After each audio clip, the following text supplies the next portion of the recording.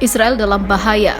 China dan Yordania kini bersatu mendukung Palestina hingga kirimkan banyak bantuan.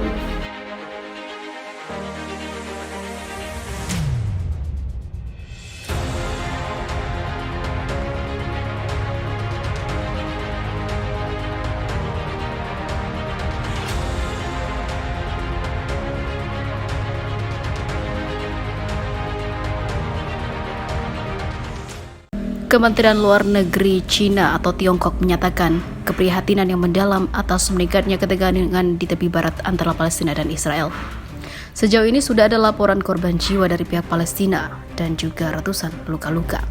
Tak hanya Tiongkok, Yordania juga mengutuk keras aksi serangan Israel. Beijing sangat prihatin dengan korban sipil karena eskalasi konflik antara Palestina dan Israel, kata Kementerian Luar Negeri China dalam sebuah pernyataan seperti dilansir dari China.org. China juga meminta kedua pihak menahan diri untuk mencegah eskalasi ketegangan yang lebih tinggi, sehingga konflik bisa diredam dan korban warga sipil tak bertambah lagi. Dalam reaksi serupa, Kementerian Luar Negeri Yordania juga mengatakan hal yang sama dan mengutuk serangan Zionis terhadap jamaah Palestina.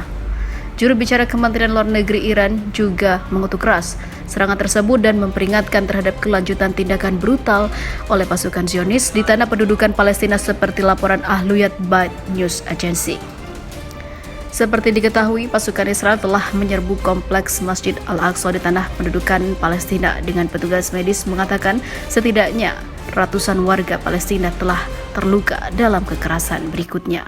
Faksi Palestina termasuk Partai Fatah yang didampingi oleh Presiden Mahmud Abbas dan Gerakan Perlawanan Islam Hamas pada hari Kamis juga marah atas tindakan Israel karena menghabisi warga Palestina dan meningkatkan ketegangan di tepi barat.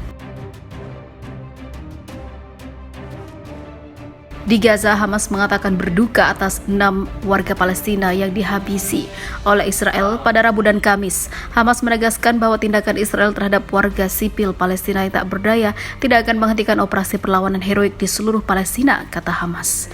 Sementara itu, Xi Jinping, Presiden China, menegaskan akan mengirimkan bantuan untuk membantu Palestina menghadapi Israel di eskalasi yang semakin tinggi ini.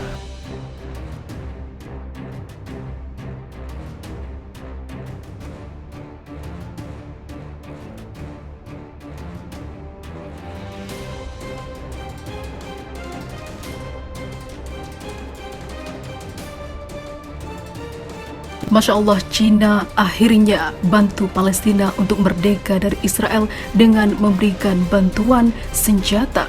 Xi Jinping mengatakan ketidakadilan rakyat Palestina tak bisa berlanjut, Israel harus hanyut. Presiden China Xi Jinping berbicara di acara pembukaan KTT Arab China yaitu pada 9 Desember lalu. Dalam pertemuan tersebut, Xi Jinping menegaskan bahwa China mendukung penuh langkah Palestina untuk memerdekakan diri dari kepungan Israel. Xi Jinping juga menyatakan ketidakpuasannya atas ketidakadilan yang diderita oleh warga Palestina membuatnya ingin memberikan bantuan secara moral hingga material untuk Palestina.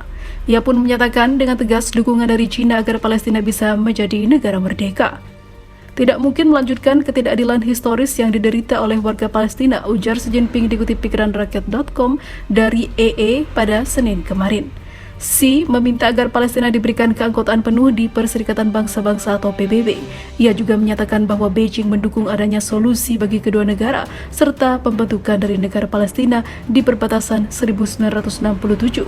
China juga meminta agar Yerusalem Timur dijadikan ibu kota dari Palestina. Dia mengatakan dia menganggap KTT China Arab sebagai peristiwa yang menentukan dalam sejarah hubungan China Arab. Hubungan antara keduanya didasarkan pada kepentingan bersama dalam perdamaian dan juga harmoni, ungkapnya. Pihak China dan Arab harus memperkuat solidaritas dan juga kerjasama serta membangun komunitas untuk masa depan yang lebih dekat, ujarnya.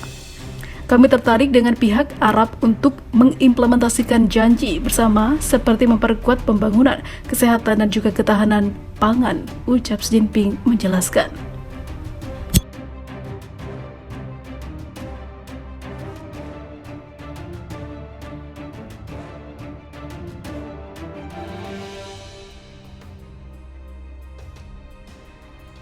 Dunia kacau diguncang perang, Rusia versus Ukraina, Israel versus Palestina, hingga China versus Taiwan.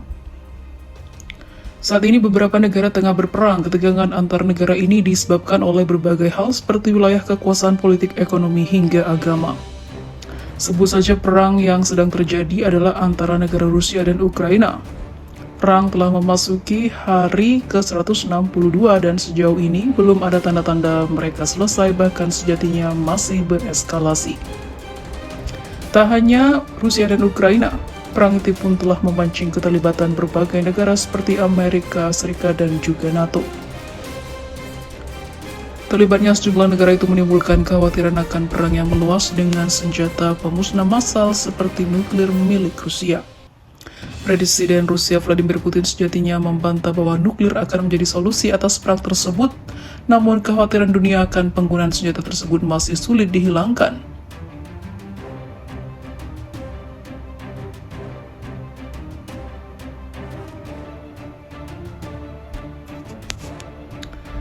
Tak hanya persoalan perang di Ukraina, baru-baru ini risiko perang dunia 3 kembali muncul dari Asia, tepatnya Korea Utara. Baru-baru ini Korea Utara mengatakan intensinya untuk memobilisasi sistem persenjataan nuklir. Hal ini dilontarkan tatkala hubungan antara Pyongyang dengan Korea Selatan dan juga Amerika Serikat semakin panas. Dalam pidato untuk menandai gencatan senjata yang mengakhiri perang Korea atau yang dikenal dengan Hari Kemenangan, pemimpin tertinggi Korea Utara Kim Jong-un mengatakan Amerika Serikat telah menjadi ancaman besar bagi negaranya. Ia bahkan mengaku siap bila memang terjadi perang yang melibatkan nuklir antara negaranya dengan Korea Selatan dan juga Amerika Serikat. Korea Utara sendiri memang diketahui menjadi salah satu negara dengan kepemilikan senjata nuklir. Dalam rilis terbaru Stockholm International Peace Research Institute, Pyongyang disebut memiliki 40 hingga 50 senjata nuklir. China versus Taiwan. Belum habis masalah perang dan ancaman nuklir antar negara, dunia kembali dihebohkan oleh kunjungan kontroversial Ketua DPR Amerika Serikat Nancy Pelosi ke Taiwan. Sebelum rencana kedatangan Pelosi diumumkan pada bulan lalu, hubungan China dan Taiwan sudah menegang dan memanas.